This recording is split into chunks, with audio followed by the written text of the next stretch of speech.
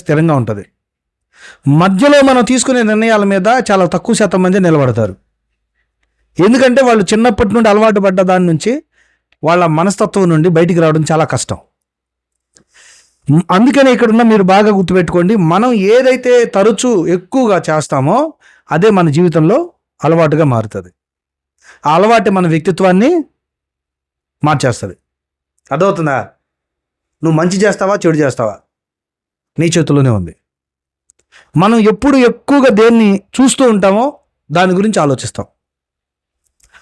మనం ఎక్కువ దేని గురించి ఆలోచిస్తామో అదే చేస్తాం. అర్థమవుతుందా?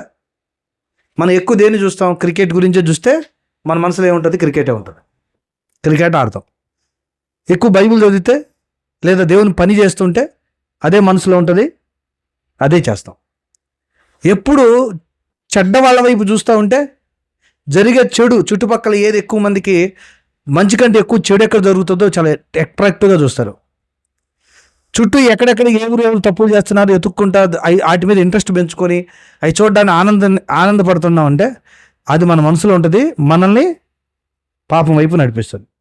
సోషల్ మీడియా మనల్ని పాపంలోకి తీసుకెళ్ళడానికి ప్రధాన కారణం ఏంటంటే మనం ఏది చూస్తామో అది మనసులో ఉంటుంది, ఏది మనసులో ఉంటే అది చేస్తాం.